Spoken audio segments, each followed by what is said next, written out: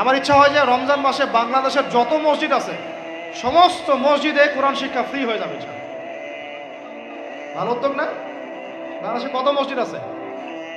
হাজার না লাখ? লাখ না কোটি? হয়তো কোটি কোটি মসজিদ থাকতে পারে। প্রত্যেকটা মসজিদে যদি বিনামূল্যে কোরআন শিক্ষা কার্যক্রম করা যেত রমজান মাসে, এক মাসে আপনি দেখতেন প্রায় মিনিমাম 5 কোটি মানুষকে কোরআন শেখানো যায়। তাও হাতে কলমে। তাও কি হাতে কলমে? বই দেওয়া হতো ফ্রি, আর ওই যারা টিচার ক্লাস নেবে ওদেরকে বেতন দিব, ভাতা দিব সরকার থেকে। দেওয়া যায় না? দেওয়া যায় না? আচ্ছা, যদি গভর্নমেন্ট নাও দেয়, আপনারা জাকাত থেকে দিতে পারেন, সদকা থেকে দিতে পারেন, পারেন না? নিজেদের পকেট থেকে দিতে পারেন, নিজের ব্যবসা থেকে দিতে পারেন, এলাকা ভিত্তিক দিতে পারেন। কত উৎস আছে না? যদি এভাবে প্রত্যেকটা মসজিদ থেকে কোরআন শিক্ষা কার্যক্রম চালু করা হয় রমজান মাসে, আমরা দোয়া করি আল্লাহ পাক যেন এই কথাটা পৌঁছে দেন উপরের লেভেলে, তারা উদ্যোগ নেয়। জানি না উদ্যোগ নেবে কিনা, আমাদের দায়িত্ব পৌঁছে দিলাম। তো অ্যাটলিস্ট যদি সবগুলো মসজিদে নাও হয়, প্রত্যেকটা এলাকায় যদি একটা করে মসজিদও হয়, তবুও দেখবেন কয়েক কোটি মানুষকে কোরআন শেখানো যাবে ইনশাআল্লাহ। কোরআন ছাড়া এই জাতিকে আপনি ফিরাতে পারবেন না। কোরআন ছাড়া এই যুবকদেরকে মাদক থেকে ফেরানো যাবে না। কোরআন ছাড়া এই যুবকদেরকে জেনা থেকে ফেরানো যাবে না। এই টিকটক প্রজন্ম হয়ে এরা নষ্ট হয়ে গেছে, শেষ হয়ে গেছে। বাংলাদেশে আশঙ্কাজনক হারে এখন সমকামিতা বাড়তেছে। আশঙ্কাজনক হারে এখন জেনা, ব্যভিচার, পরকী এগুলো বেড়ে গেছে। মাদক দ্রব্যের কি ছয়লাভ, এই যে গুন্ডামি, মাস্তানি, ছিনতাই কারা করতেছে? যারা ইয়াং ছেলে পেলে এরা করতেছে। এদেরকে ফিরাইতে হইলে কোরআন ছাড়া কোনো গতি নাই। আইয়ামে জাহেলিয়াতের সেই মানুষগুলো কোরআনের আলোয় শ্রেষ্ঠ মানুষে পরিণত হয়েছে। কথা বুঝতে পারেন নাই? আইয়ামে জাহেলিয়াতের সেই মানুষগুলা যারা একসময় নিজের মেয়েকে দাফন করেছিল জীবন্ত। ইন্না লিল্লাহি ওয়া ইন্না ইলাইহি রাজিউন। চিন্তা করা যায়? আপনি আপনার মেয়েকে দাফন করতে পারবেন জীবন্ত? পারবেন? বলেন। এরকম মানুষ যারা এই কাজ করেছিল, তারা কোরআনের সংস্পর্শে এসে সোনার মানুষে পরিণত হয়েছে। এই কিতাব আল্লাহ পাক নাজিল করেছেন ওই ঘরের উপরে উঠিয়ে রাখার জন্য না, মাঝে মাঝে বের করবো, ধুলা মুছবো, চুমু খাবো, রেখে দিব, এই জন্য না। বাবা মারা গেছে, খুললাম, পড়লাম, সব বক্সায় দিলাম, এই জন্য না। শুধু এই কিতাব আল্লাহ পাক নাজিল করেছেন যারা আমরা হৃদয়ে ধারণ করি। কোথায় ধারণ করি? তো হৃদয়ে ধারণ করবো তো তখনই যখন আমি বেশি তেলাওয়াত করবো, বেশি বেশি পড়বো, সবাইকে পড়াবো, শেখাবো। আল্লাহ পাক আমাদের সবাইকে কোরআনের বিপ্লব ঘটানোর তৌফিক দান করেন, আমিন। তো প্রিয় ভাইরা, 4 নম্বর কাজ, কোরআন শিখবো, পড়বো, শেখাবো, দর্শ দিব। কোরআনের একদম বিপ্লব। রমজান মাসে ইনশাআল্লাহ কোরআনময় রমাদান হবে ইনশাআল্লাহ। রমজান মাসে অন্য কোনো বইও পড়ার দরকার নেই। প্রয়োজনে কোরআন পড়েন, হাদিস পড়েন, আর কোরআন পড়েন। কোরআন এবং হাদিস, অন্য কোনো বই, বিষয়ভিত্তিক বই পড়ার দরকার নাই। আর অ্যাটলিস্ট 1 মাস আপনি না পড়েন। এরপরে আসি 5 নাম্বার। একটু বড় হয়ে যাচ্ছে যদিও, আমি সংক্ষিপ্ত করে বোঝাচ্ছি, শোনেন। 5 নাম্বার হচ্ছে রমাদান মাসে, একটু ধৈর্য ধরেন। রমাদান মাসে আমরা ফরজ ইবাদতগুলোকে সর্বোচ্চ গুরুত্ব দিব ইনশাআল্লাহ। যেমন সবার আগে কি? সালাত। এই একটাই বল, সালাত। সালাত নাই, ইসলাম নাই। সালাত নাই, সে ব্যক্তি মুসলিম না। সোজা কথা শোনেন, সালাত অস্বীকার করে সে ব্যক্তি মুসলিম না। নবীজি বলছেন, মান তারাকা সালাতান মুতাআম্মিদান ফাকাদ কাফারা। কেউ যদি ইচ্ছা করে সালাতকে অস্বীকার করে, ছেড়ে দেয়, সে ব্যক্তি কি হয়? কাফারা, কুফরি করে। সালাত না পড়ার কারণে ইমামগণ বলেছেন তাকে মুসলমানদের কবরস্থানে দাফনও করবে না। কোন ইমাম বলেছেন তাকে জানাজাও দিবা না। কোন ইমাম বলেছেন তাকে জেলখানায় বন্দি করে রাখবা। কোন ইমাম বলেছেন তাকে মৃত্যুদণ্ডের শাস্তি দিবা। আমি এমনি বলতেছি না, ইমামদের কওলগুলো পড়ে দেখেন। নামাজ না পড়াটা যেমন তেমন পাপ না তো, ইচ্ছা হইলে পড়লাম, ইচ্ছা হইলে পড়লাম না, এমন না। যারা নামাজি তারাও যদি নামাজে সচেতন না হয়, তাদের জন্যও শাস্তি আছে। নাউযুবিল্লাহ। ফাওয়াইলুল লিল মুসাল্লিন আল্লাযীনা হুম আন সালাতিহিম সাহুন আল্লাযীনা হুম ইউরাউনা ওয়া ইয়ামনাউনাল মাউন। এখানে বলা হচ্ছে মুসল্লিদের জন্য দুর্ভোগ, যে মুসল্লিরা নামাজ সম্পর্কে গাফেল, উদাসীন। আবার যারা মানুষকে দেখানোর জন্য নামাজ পড়ে এবং এই যে ছোটখাটো সাহায্য করতে অস্বীকৃতি জানায়, সূরা মাউন পড়েন, তাহলে মুসল্লিদের জন্য গাফেলতির যদি শাস্তি হয়, তাহলে যারা পড়ে না ওদের কি হবে বলেন? ওই যে ওই সূরাটা কি জানি নাম, মুজাম্মিল না মুদ্দাসসির, হাফেজে কোরআন কে আছে, মা মা সালাকাকুম মিন সাকার, হ্যাঁ তাই না? সূরা মুজাম্মিল না মুদ্দাসসির, মা সালাকাকুম ফি সাকার, মা সালাকাকুম ফি সাকার। জাহান্নামে যখন ঢুকানো হবে, এই ফেরেশতারা জিজ্ঞাসা করবে, কিসে তোমাদেরকে জাহান্নামে নিয়ে আসলো, কি পাপ করছিলা? তারা বলবে, তখন তারা বলবে ক্বালু, তারা বলবে, ওই জাহান্নামীরা বলবে, লাম নাকু মিনাল মুসাল্লিন। কি বলবে তারা? লাম নাকু মিনাল মুসাল্লিন, আমরা মুসল্লি ছিলাম না, আমরা নামাজ পড়তাম না। তাহলে বেনামাজির পরিণতি কি? জাহান্নাম। ওয়ালাম নাকু নুতঈমুল মিসকিন, আর আমরা মিসকিনদেরকে খাবার দিতাম না। সুবহানাল্লাহ। আল্লাহ পাক আমাদেরকে সালাত আদায় করার তৌফিক দান করেন। রমাদান মাসে শক্ত করে নামাজ ধরবেন ইনশাআল্লাহ, আল্লাহ পাক তৌফিক দান করেন। 5 ওয়াক্ত নামাজ চেষ্টা করব জামাতে পড়ার জন্য। যদি জামাত ছুটেও যায় তাও পরে জামাত করে নেবেন, সেটাও না পড়েন অ্যাটলিস্ট বাসায় পড়বেন। রাজি আছেন? এই যুবকরা কি হলো, বসো বসো, অল্প সময় বসেন। আরে আপনাদের চেয়ে আমার তারা বেশি, আমি 4 ঘন্টা সফর করে আসছি, আবার 4 ঘন্টা সফর করতে হবে আমাকে। আপনারা তো এখান থেকে বাসায় চলে যাবেন, যার বাসায়। এত ব্যস্ত কেন? বসেন। এখন কথা হচ্ছে যে নামাজের সাথে আরো অনেক ফরজ আছে না? যেমন পর্দা কি ফরজ না? ফরজ না? যাকাত ফরজ না? ফরজ না? তারপরে আল্লাহ পাকের আনুগত্য করা, এটা ফরজ না? ফরজ না? রাসূলের আনুগত্য, তাওহীদ ফরজ না? সুন্নত। এই জিনিসগুলো, ফরজগুলোকে শক্ত করে ধরবো ইনশাআল্লাহ। রাজি আছেন? তাহলে 4 নাম্বার হচ্ছে রমজান, এটা কি 5 নাম্বার না? 5 নাম্বার রমজান মাসে ফরজ ইবাদতগুলোতে সর্বোচ্চ গুরুত্ব দিব ইনশাআল্লাহ। রাজি? 6 নাম্বার হচ্ছে, এটা কত 6 বলছি? 5। 6 নাম্বার হচ্ছে ফরজের পাশাপাশি সুন্নত এবং নফলের পাবন্দি। ফরজের পাশাপাশি সুন্নত এবং নফলের পাবন্দি মানে দেখেন, ফরজ নামাজের আগে পিছে অনেক নামাজ আছে না সুন্নত? দৈনিক 12 রাকাত সুন্নত যে ব্যক্তি পড়বে তার জন্য জান্নাতে ঘর নির্মাণ করা হবে। কোন 12 রাকাত? ফজরের আগে 2, ফজরের আগে, জোহরের আগে 4, তারপরে 2, তারপরে মাগরিবের পরে, এশার পরে, মোট কত হইল? 12। এই 12 রাকাত নামাজ যে ব্যক্তি দৈনিক পড়বে তার জন্য জান্নাতে ঘর নির্মাণ করা হবে। তো রমজান ছাড়া এগুলো ধরার উত্তম কোনো সময় আছে? অনেক সময় মিস হয়ে যায়। রমজানে যারা ধরি আমরা, আল্লাহ পাক তৌফিক দান করেন। এর পাশাপাশি দেখেন দৈনন্দিন অনেক সুন্নতের আমল আছে না? বিভিন্ন কাজের দোয়া, মাসনুন দোয়া, জিকির আজকার, এগুলো আছে না? এই প্রত্যেকটা কাজকে শক্ত করে আঁকড়ে ধরবো ইনশাআল্লাহ, আল্লাহ পাক তৌফিক দান করেন। আমিন। যে কাজটা করবেন তার আগে জেনে নেবেন ওই কাজটা কিভাবে করলে সুন্নত হবে। সকালে উঠে এক দৌড় দিয়ে বাথরুমে যাবেন না, উঠে আগে বসবেন, চোখ ঘষবেন, মুখ থেকে ঘুমের ভাব দূর করবেন, তারপরে বলবেন আলহামদুলিল্লাহ আল্লাযী আহইয়ানা বা'দা মা আমাতানা ওয়া ইলাইহিন নুশুর।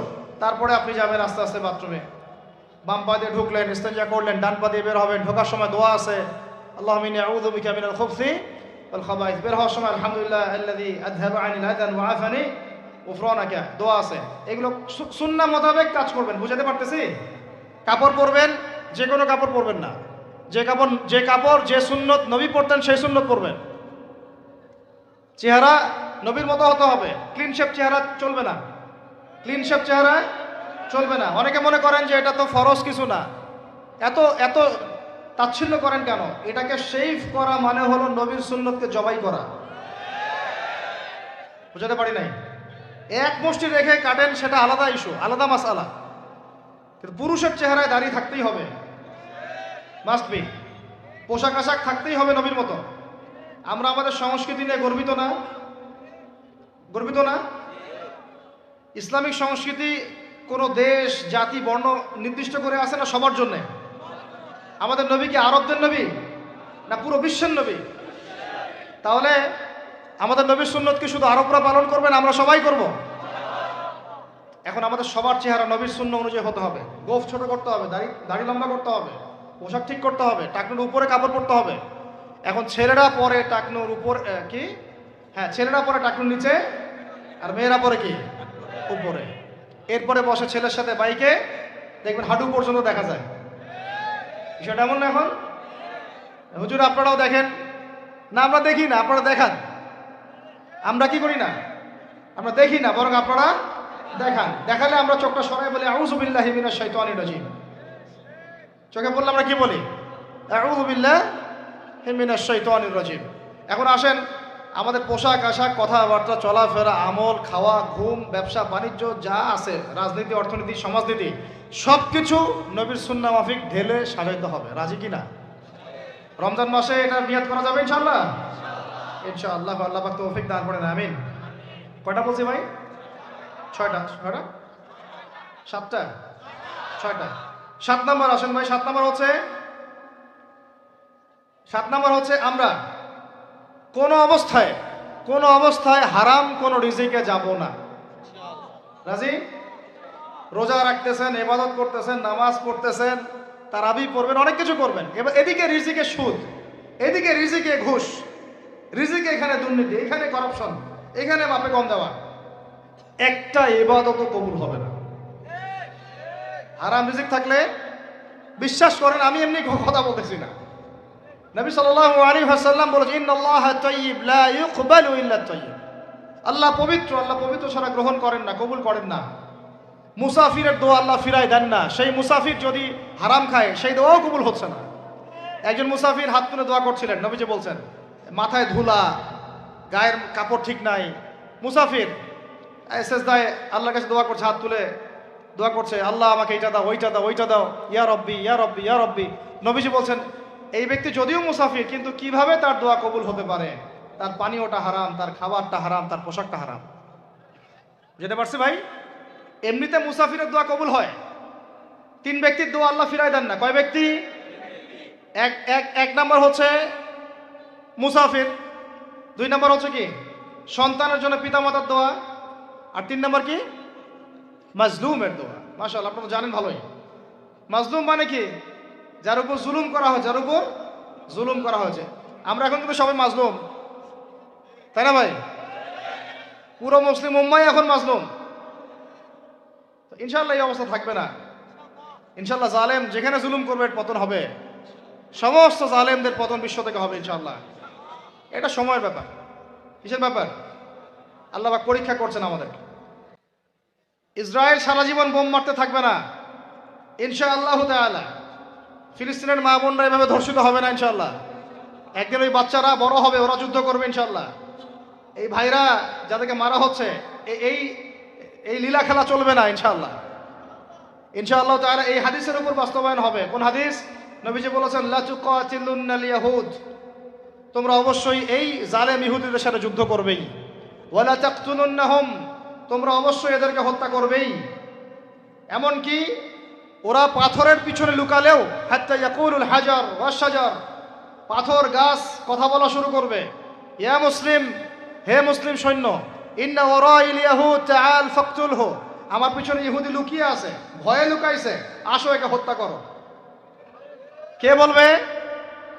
পাথর গাছ কথা বলবে। এটা গাল গল্প রূপ কথা না। তো এখন যা দেখতেছেন এগুলো চিরস্থায়ী নয়।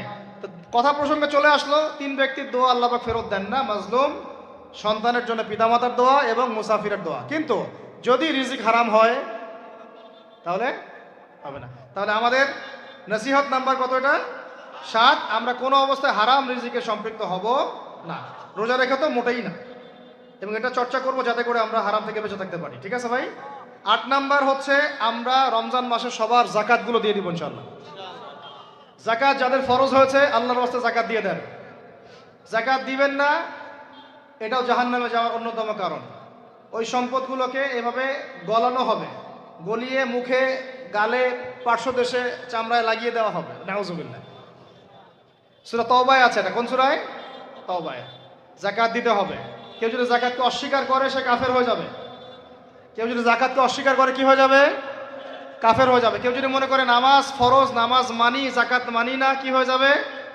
কাফের হয়ে যাবে। এখন আমার কথা হচ্ছে, ইসলামী অর্থনীতির মূল ভিত্তি হচ্ছে জাকাত। জাকাত যদি ঠিকঠাক মতো দিতেন, বাংলাদেশে একটা দরিদ্র মানুষও খুঁজে পাওয়া যাইতো না। এটা গাল গল্প না, এটাই বাস্তবতা। কিন্তু আমরা সেটা বাস্তবায়ন করতে পারি নাই, পারছি না। আমার কথা শোনেন ভাই, বাংলাদেশে এমন অনেক মানুষ আছে, হাজার হাজার, যাদের জাকাত যদি আপনি কালেক্ট করতে পারেন, সমাজে একটা দরিদ্র মানুষও খুঁজে পাওয়া যাবে না। এমন একজন মানুষের জাকাত দিয়ে আপনি একটা গ্রামের মানুষকে খাওয়াইতে পারবেন। মিলসের মালিক জাকাত দেয় না, গার্মেন্টসের মালিক অনেক জাকাত দেয় না, ফ্যাক্টরির মালিক জাকাত দেয় না, অনেকে কানাডায় বাড়ি ঘর করতেছেন, এখানে জাকাত দেন না। আছে না এরকম? জাকাত না দিলে ইসলামের খুঁটি থেকে নাম কাটা পড়ে গেল। ইসলামের ভিত্তি কয়টা? 5টা না? তাওহীদের পরে কি সালাত না? সালাতের পরেই কি যাকাত, তারপরে না রমাদান এবং হজ, তাই না বিষয়টা? আল্লাহ পাক আমাদেরকে ইসলামের এই 5টা পিলারের অন্যতম পিলার যাকাতের উপর আমল করার তৌফিক দান করেন। কয়টা বললাম ভাই? 8টা। 9 নাম্বার হচ্ছে যাকাত যাদের ফরজ হয় না। আচ্ছা, যাকাত সম্পর্কে 2টা কথা। যাকাত কিন্তু সোনারও যাকাত আসে, রূপারও যাকাত আসে, এই গবাদি পশুরও যাকাত আসে, আবার কৃষি জমিরও কিন্তু যাকাত আসে। কৃষি জমির ফসলের কি হয়? যাকাত আসে, ওটাকে ওসর বলা হয়। আমরা অনেকে এটা জানিও না। ওলামায়ে কেরামদের সাথে পরামর্শ করবেন আপনার সম্পূর্ণ যাকাত আসছে কিনা, এটা নিসাব পরিমাণ হলে বের করে ফেলতে হবে। আল্লাহ পাক আমাদেরকে যাকাতগুলো বের করার তৌফিক দান করেন। আচ্ছা, আর যাকাত দিবেন এমন জায়গায় যেখানে দিলে দিনের খেদমত হচ্ছে। ইন্নামা সাদাকাতু লিল ফুকারা ওয়াল মাসাকিন ওয়াল আমিলিনা আলাইহা ওয়াল মুআল্লাফাতি কুলুবুহুম, আয়াত আছে না? ওয়া ফির রিকাব, এটা সূরা তাওবায় আছে না? সূরা তাওবার 60 নম্বর আয়াত। কত নম্বর? 60। সূরা তাওবার কত নম্বর? এই সূরার 60 নম্বর আয়াতে যাকাতের 8টা খাত বর্ণিত আছে। এই যে কোনো খাতে আপনি দিতে পারেন, তবে আমার পরামর্শ দিনের রাস্তায় ফি সাবিলিল্লাহ এগুলোতে যাকাত দিলে ভালো হবে, আত্মীয়দেরকে দিলে ভালো হবে, মিসকিনদেরকে দিলে ভালো হবে ইনশাআল্লাহ। আল্লাহ পাক তৌফিক দান করে দেন। তো এটা হলো 8। 9 নাম্বার হচ্ছে 9 না 8? 8 শেষ হলো। 9 নাম্বার। 9 নাম্বার যাকাত ছাড়াও আমরা বেশি বেশি দান সদকা করবো ইনশাআল্লাহ। রমজানে বেশি বেশি সদকা করবেন, বেশি বেশি সদকা। মানে সদাকার এমন ক্ষমতা আছে যে আপনার তাকদিরে মনে করেন একটা বিপদ লেখা আছে, মনে করেন তাকদিরে একটা বিপদ আছে, আপনি এখানে সদকা করছেন, সদকা করছেন, এই সদাকার ওসিলাতে আল্লাহ পাক আপনার এই বিপদটা দূর করে দিতে পারেন। একটা রোগ হয়েছে, বিপদে পড়ে গেছেন, এখন যদি গোপনে গোপনে সদকা করতে থাকেন এবং ওই ওসিলায় আল্লাহর কাছে দোয়া করেন যে আল্লাহ এই সদকার ওসিলায় আমার এই বিপদটা তুমি কাটায় দাও, আল্লাহ কাটাই দেবেন। সদকার এমন ক্ষমতা আছে, তবে এটা ঢাকঢোল পিটায় না, যত পারেন গোপনে গোপনে। হ্যাঁ, প্রকাশ্যেও দেওয়া যায়, গোপনে দেওয়া উত্তম। গোপনে দেওয়া কি উত্তম, প্রকাশ্যেও দেওয়া যাবে, কোনো সমস্যা নেই। আমরা সদাকা দিব, বেশি বেশি চেষ্টা করবো আত্মীয়র হক দেওয়ার, আত্মীয়দেরকে দেওয়ার জন্য। প্রতিবেশী, আমাদের সমাজের ইয়েতিম, আমাদের সমাজের বিধবা, আমাদের সমাজের মিসকিন, ভালো ভালো জায়গায় সদকা করবেন। ঢাকা শহরে দেখা যায় অনেক সময় আমরা গাড়ি নিয়ে যাই, গাড়ির সামনে গ্লাসে নক করে টাকা যাচ্ছে, আল্লাহর ওয়াস্তে কিছু দেন। কে জানি হাদিসটা ভিক্ষুকদেরকে শিখাইছে। কোন হাদিস জানেন? যে আল্লাহর ওয়াস্তে কারো কাছে কিছু চাইলে ফিরাইতে হয় না। আল্লাহর ওয়াস্তে যদি কেউ আপনার কাছে কিছু চায়, যে আল্লাহর ওয়াস্তে ভাই আপনার কাছে আমি 10টা টাকা চাচ্ছি, থাকলে দেন, তাহলে এটা ফিরাইতে হয় না। বেচারা আল্লাহর ওয়াস্তে চাইছে, আমি ফিরাবো কেন? আল্লাহর দোহাই দিছে। তো প্রত্যেকটা ভিক্ষুক দেখবেন চায় আল্লাহর ওয়াস্তে দেন। সেটা নিয়ে গাঁজা খাক আর কি করে করবো, আল্লাহর ওয়াস্তেই চাচ্ছে। তো অনেক সময় দেখা যায় অনেক ভিক্ষুকের ফ্ল্যাট আছে ঢাকায়। কি আছে? আর আমরা ভাড়া থাকি, যারা দেই তারা ভাড়া থাকি, হয় ভিক্ষুকের ফ্ল্যাট আছে। সুবহানাল্লাহ। তো প্রতারণা যুক্ত, বোঝার বুদ্ধি নাই কোথায় দিলে ভালো হবে। এই জন্যে বাছাই করে করে সদকা করবেন, দিনই খাতগুলোতে বেশি সদকা করবেন। আল্লাহ পাক তৌফিক দান করবেন। আর সবচেয়ে ভালো হয়, আমার পরামর্শ, সবচেয়ে ভালো হচ্ছে আত্মীয়দেরকে দিবেন। এখানে আপনি 2টা নেকি পাবেন। কয়টা? এক, আত্মীয়র হক রক্ষা করলেন, হক আদায় করে তার নেকি, সদকা তো করলেন, এটার নেকি আছে। আবার আত্মীয়র সম্পর্ক বজায় রাখলেন, সুসম্পর্ক বজায় রাখলেন, এটা আরেকটা নেকি। আত্মীয়তার সম্পর্ক রক্ষা করা বিশাল ইবাদত। মানে এটা সিলাতুর রাহিম, এটা আল্লাহ পাকের আরশের সাথে ঝুলে থাকে। যে আত্মীয়তার সম্পর্ক রক্ষা করে আল্লাহ পাক তাকে রক্ষা করবেন। আত্মীয়তার সম্পর্ক যে নষ্ট করে দেয় আল্লাহ পাক এই কেটে ফেলবেন। এটাকে আত্মীয়তার সম্পর্ক নষ্ট করতে হয় না। আত্মীয়তার সম্পর্ক নষ্টকারী জান্নাতে যায় না। এটা না হাদিসটা ওস্তাদ? লা ইয়াদখুলুল জান্নাতা কাতিউর রহমি, মানে আত্মীয়তার সম্পর্ক, রক্তের সম্পর্ক যারা কাতি মানে কেটে ফেলে তারা জান্নাতে যাবে না। তো প্রিয় ভাইরা, আমরা আত্মীয়তার সম্পর্ক রক্ষা করবো ইনশাআল্লাহ। এখন আত্মীয়দের মধ্যে সবাই একরকম হয় না, এক এক মানুষ এক এক বুঝের। কেউ হয়তো আল্ট্রা মডার্ন, কেউ এক্সট্রা অর্ডিনারি মডার্ন, ঠিক আছে, কেউ দিনের ধার কাছেও নাই, কেউ নাস্তিক, এরকম আছে তো নাকি? তা আপনি সৌজন্যমূলক সম্পর্ক বজায় রাখবেন। সালাম কালাম বিনিময়ে আসলে মেহমানদারি করা, সৌজন্যমূলক সম্পর্ক কি করবেন? বজায় রাখবেন। আল্লাহ পাক আমাদেরকে বোঝার তৌফিক দান করুন। কয়টা বলছি? 8 না 9? 9টা। 10 নম্বর হচ্ছে ভাই, রোজা রেখে বেশি বেশি ইস্তেগফার করবেন। কি করবেন বলেন? রোজা রেখে বেশি বেশি ইস্তেগফারের সবচেয়ে ছোট্ট বাক্যটা হচ্ছে আস্তাগফিরুল্লাহ ওয়া আতুবু ইলাইহি। কি বললাম বলেন? আস্তাগফিরুল্লাহ ওয়া আতুবু ইলাইহি। এইটুকু পারা যাবে না? দিনে কমপক্ষে 100 বার। কতবার? দিনে কমপক্ষে 70 বার বা 100 বার। দিনে কমপক্ষে 70 বার বা 100 বার। আরও বেশি পারলে আরও ভালো। ওই যে হিসনুল মুসলিম একটা বই আছে না, বা কিতাবুজ জিকির, কিতাবুদ দোয়া, আল আসকার, এমন অনেক বই পাওয়া যায়। এই বইগুলো কিনবেন, ওখানে দেখবেন অনেক জিকির আজগার দেওয়া আছে, দৈনন্দিন জিকির আজগার দেওয়া আছে, তাসবিহ তাহলিল দেওয়া আছে, সকাল সন্ধ্যার মাসনুন দোয়াগুলো দেওয়া আছে। এগুলো মুখস্থ করেন। কিছু হলেই হুজুর দোয়া করে দেন, হুজুর ফু দিয়ে দেন, হুজুর পানি পরা দেন। আগে হুজুরের উপর ডিপেন্ডেন্সি কেন? নিজে আল্লাহর কাছে চাওয়া শিখেন। সেজদায় গিয়ে আল্লাহকে বলেন, আল্লাহ আমার অসুস্থ, আমি অসুস্থ, আমাকে শেফা দাও। সেজদায় গিয়ে বলেন, আল্লাহুম্মা আতিনা ফিদ দুনিয়া হাসানাহ ওয়া ফিল আখিরাতি হাসানাহ ওয়া কিনা আযাবান নার। হাত উঠান, আল্লাহকে বলেন, আল্লাহ আল্লাহুম্মা আইনি আলা যিকরিকা ওয়া শুকরিকা ওয়া হুসনি ইবাদাতিক। আল্লাহকে বলেন, ইয়া শাফি, ইয়া আল্লাহ, ইয়া রহমান ইশফিনি, আমাকে শেফা দান করেন। আগে আল্লাহর সাথে কথা বলা শিখেন, তাই না ভাই? তারপরে দোয়া নিবেন, পানি পরাও নিতে পারেন, ঝাড়ফুঁক দিতে পারেন, সেটা আছে বৈধতা অবশ্যই, এটাও ঠিক আছে। কিন্তু আগে আপনি আল্লাহকে চিনতে শিখেন। বেশি বেশি রোজা রেখে ইস্তেগফার করবেন। আল্লাহ পাক তৌফিক দান করেন, আমিন। একটা বইয়ের নাম বলেছে হিসনুল মুসলিম, আল আসকার, কিতাবুদ দোয়া, এরকম অনেকগুলো বই আছে বাজারে। এগুলো কিনে বাসায় মুখস্থ করার চেষ্টা করেন। আল্লাহ পাক তৌফিক এনায়েত করেন, বলি আমিন। কয়টা বললাম? 10টা। 11 নম্বর, আসলে আমার মার্কিংটা উল্টা পাল্টা তো বুঝতে পারতেছি না, ঠিক আছে? 11 নম্বর হচ্ছে, শোনেন, 11 নম্বর হচ্ছে, দেখেন, কোরআন খুলবেন, দেখবেন প্রথমে রোজার প্রসঙ্গ যেখানে আসছে, কুতিবা আলাইকুমুস সিয়াম, সেখানে আগে আসছে সিয়ামের কথা, তারপরে আসছে শাহরুর রমাদান আল্লাযী উনজিলা ফীহিল কোরআন, কোরআনের কথা, তারপরে আবার আসছে ওয়াইদা সাআলাকা ইবাদি আন্নী ফাইন্নী করিব, দোয়া করার কথা। সুবহানাল্লাহ। কিসের কথা? প্রথমে আসছে রোজা রাখার কথা, তারপরে কোরআনের কথা, তারপরে আল্লাহর কাছে কি করার কথা? দোয়া করার কথা। যখন আমার বান্দারা তোমাকে জিজ্ঞাসা করে, যে আমার সম্পর্কে জিজ্ঞাসা করে, ওয়াইদা সাআলাকা ইবাদি আন্নী, বলো ফাইন্নী করিব, আমি কাছেই আছি, উজিবু দাওয়াতাদ দাঈ ইযা দাআন, দোয়াকারী যখন দোয়া করে আমি তার দোয়া শ্রবণ করি। সুবহানাল্লাহ। ফালিয়াস্তাজিবু লি ওয়াল ইউমিনু বি, আমি তার দোয়া শুনি, অতএব সেও যেন আমার কথা শুনে। সুবহানাল্লাহ। এবং আমার প্রতি ঈমান নিয়ে আসে। তাহলে রোজা রেখে বেশি বেশি কি করব বুঝে ফেলছেন? কি বলেন? দোয়া করবেন। কোরআনের পরে কিসের কথা আসছে? রোজাদারের দোয়া ফেরত দেওয়া হয় না। দোয়া কবুল হওয়ার অন্যতম একটা অস্ত্র হচ্ছে রোজা রেখে দোয়া করা। কেমন করে ফেরত দিবে? আল্লাহর জন্য আমরা না খেয়ে আসি, তাই না? আল্লাহ পাকের মায়া হবে না, দয়া হবে না? আমার বান্দা না খেয়ে আছে, আমার বান্দা পানি ত্যাগ করছে, আমার বান্দা স্ত্রী সহবাস ত্যাগ করছে, হালালগুলো ছেড়ে দিয়েছে আমার জন্যে, তা আমি কেন তার দোয়া? অবশ্যই আল্লাহ পাক উপযুক্ত মনে করলে দোয়া কবুল করবেনই করবেন ইনশাআল্লাহ। দোয়া করার পদ্ধতি জানতে হবে। হারাম খাওয়া যাবে না, শিরিক করা যাবে না, বেদাত করব না। ইনশাআল্লাহ দোয়া করার আগে আল্লাহর প্রশংসা করব, নবী সাল্লাল্লাহু আলাইহি ওয়াসাল্লামের প্রতি দরুদ পড়ব, ঠিক আছে? দোয়া কবুলের সময়গুলো বেছে বেছে দোয়া করব, ইনশাআল্লাহ দোয়া কবুল হবে। আল্লাহ পাক আমাদেরকে রোজা রাখা অবস্থায় বেশি বেশি দোয়া করার তৌফিক দান করেন। কটা হচ্ছে? 11। 12 নম্বর হচ্ছে, রমজান মাসে তারাবির নামাজ জামাতে পড়ব। কি বললাম বলেন? রমজান মাসে সালাতুত তারাবি জামাতে পড়ব। এখন আমি আরো 3টা কথা বাড়াই দিচ্ছি।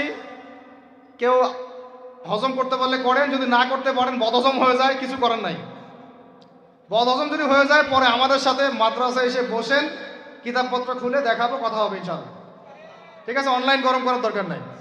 রমজান মাসে আমরা তারাবির নামাজ পড়বো ইনশাআল্লাহ জামাতে। কোথায়? জামাতে ইনশাআল্লাহ। 1। 2 নম্বর, তারাবির নামাজ পড়বো 20 রাকাত। কত রাকাত? 20 রাকাত। আর যদি বলেন যে আমি ভাই কম পড়ি, পড়েন আপনি বাসায়, কোনো সমস্যা নাই। আপনি আপনার মতো করে বাসায় পড়েন, কোনো সমস্যা নাই। যদি উমর রাদিয়াল্লাহু আনহু এর উপর আমল করে থাকেন, আমার আমল করতে কোনো সমস্যা নাই। যদি উসমান রাদিয়াল্লাহু আনহু 2 আযান চালু করে থাকেন, তাহলে আমার আমল করতে কোনো সমস্যা নাই। ওই যে হাদিসটা বলেছিলাম প্রথমে, কে নাজাত প্রাপ্ত ফেরকা? মা আনা আলাইহি ওয়া আসহাবি, আমি আর আমার সাহাবীরা যার উপরে আছি। আরেকটা হাদিস কি, আলাইকুম বিসুন্নতি ওয়া সুন্নতি খুলাফায়ে রাশিদিন মাহদিয়িন মিন বাদি, তোমাদের উপর অবধারিত হচ্ছে, ওয়াজিব হচ্ছে আমার সুন্নতকে আঁকড়ে ধরা এবং আমার সাহাবীদের সুন্নতকে কে আঁকড়ে ধরা। কার কার সুন্নত? আমার সুন্নতকে আঁকড়ে ধরো এবং আমার সাহাবীদের সুন্নতকে আঁকড়ে ধরো, খোলাফায়ে রাশিদার সুন্নতকে আঁকড়ে ধরো, যারা মাহদিয়িন হেদায়েত প্রাপ্ত মিন বাদি, আমার পরে। সাহাবায়ে কেরাম যদি কিছু চালু করেন আমল করতে কোনো দোষ নাই, বরং এটাই হচ্ছে সুন্নতের আরো শ্রেষ্ঠ অনুসরণ। কারণ আমি তো ওমরের চেয়ে বড় পরহেজগার হইতে পারবো না, পারবেন?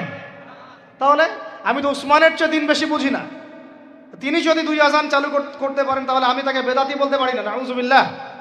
যদি আমি তাকে এভাবে শব্দ প্রয়োগ করা হয়েছে বাংলাদেশে, উসমান রাদিয়াল্লাহু আনহু যদি 2 আযান চালু করে থাকে ওটা বেদাত হয়ে গেছে, নাউযুবিল্লাহ, বলেন নাউযুবিল্লাহ। সাহাবীরা কিছু চালু করলে যদি বেদাত হয় তাহলে আর সুন্নত হবে কি? তাহলে সুন্নত কোনটা হবে? তাহলে এ ব্যক্তি এরকম কথা যদি কেউ বলে থাকে তাহলে তার উচিত হবে এখনই রুজু করে ফিরে আসা, অহংকার না করা, হঠকারিতা না করা, এখনই ইস্তেগফার করে তওবা করে ফিরে আসা, আল্লাহ মাফ করে দিবেন ইনশাআল্লাহ। আর এর উপর হঠকারিতা থাকে না, ওসমান রাদিয়াল্লাহু আনহু যদি 2 আযান চালু করে থাকে তিনি ভুল করেছেন, তিনি বেদাত করেছেন, নাউযুবিল্লাহ। বিশ্বাস করেন সাহাবীদেরকে এভাবে কটাক্ষ করলে, আন্ডারএস্টিমেট করলে, এভাবে কথাবার্তা বলে, শানের খেলাফ কথা বললে ঈমানও চলে যেতে পারে। আমরা নবীকে মানব সাহাবীদের মানদণ্ডে, সাহাবীদের বুঝের উপর আমাদের বুঝ না। আমি বুঝাতে পারতেছি না। নবীকে মানব, অবশ্যই মানব। কার মাধ্যমে? কাদের মধ্য দিয়ে? সাহাবাদের তরিকার মধ্য দিয়ে। সাহাবাদের তরিকা আমি কি ধাবাস করে পাবো? তাবেই লাগবে, তাবেই লাগবে। এই সিলসিলা মেনটেন করে আমাকে মানতে হবে। কোরআন এবং হাদিস তো সবার বাসায় আছে। আপনাকে যদি আমি এখন বলি যে ক্রিপ্টোকারেন্সি হালাল না হারাম, আপনি কি বের করে দিতে পারবেন এখন আমাকে? পারলেও আপনার আরো 15-20 বছর পড়াশোনা করতে হবে। তারপরে যারা এগুলো নিয়ে গবেষণা করে তাদের কাছে আসতে হবে, জিজ্ঞাসা করতে হবে, বলতে হবে, তারা ফতোয়া দিলে মানতে হবে। ফাসআলু আহলা যিকরি ইন কুনতুম লা তা'লামুন, তোমরা আহলে জিকিরদেরকে জিজ্ঞাসা করো, আহলুল ইলমদেরকে জিজ্ঞাসা করো যে বিষয় তোমরা জানো না। তাহলে আমাদের সমাজে এরকম অনেক ফিতনা চলতেছে, অনলাইনে এই ফিতনাগুলো অনেক বেশি।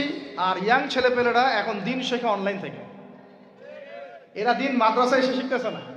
স্পেশালি যারা জেনারেল লাইন থেকে আসছেন তাদের সমস্যা আরও বেশি এবং তারা অনেকে বিভ্রান্ত হয়ে যাচ্ছেন। তাই আমি রিকোয়েস্ট করব, কথা অন্যদিকে নিয়েন না, আমি আপনার দুশ্মন না, আমি আপনার বন্ধু, শুভাকাঙ্ক্ষী। আপনাদেরকে ওলামায়ে কেরামদের সোহবতে আইসা দিন শিখতে হবে, অ্যাপস থেকে দিন শিখবেন না। অ্যাপস থেকে একবারে হাদিসের রেফারেন্স পাইছি, বাস কাম সারা। জি না, ওই হাদিস তাহাকিক করার ব্যাপার আছে, উসুলের ব্যাপার আছে, আসমা ও রিজালের ব্যাপার আছে, তাআলিলের ব্যাপার আছে, অনেক বিষয় আছে। একটা মাসালা ইসলামবাদ করতে হলে অনেকগুলো বিষয় একসাথে লাগে। আর অনলাইনে শায়েখ হওয়ার জন্য কিছু লাগে না, খালি পড়র করতে পারলেই হয়। অনলাইনে যে কোরআন তেলাওয়াতও করতে পারে না সেও শায়েখ হয়ে বসে আছে। শুধু শায়েখ না তো, মহাপণ্ডিত, সে পুরা ওলামায়ে দেওবন্দের সাথে একাই বাহাস করতে পারবে। এটা বলছে যে আরে ওলামায়ে দেওবন্দ আর কি, সবগুলোকে ডাকো, সব ওলামায়ে দেওবন্দ এক পাশে বসবে, সে আরেক পাশে বসবে, ও বলে একাই যথেষ্ট। এটা মানসিক রোগী। এগুলো কি না, মানসিক রোগী। তো মানসিক বিকারগ্রস্তদের থেকে দিন শেখার চাইতে আপনার দিন মাদ্রাসায় গিয়ে শেখা অনেক ভালো। মানসিক বিকারগ্রস্তদের থেকে দিন শেখা বাদ দিয়ে মাদ্রাসায় গিয়ে ওলামায়ে কেরামের সাথে পরামর্শ করে দিন শেখেন। আল্লাহ পাক তৌফিক দান করেন।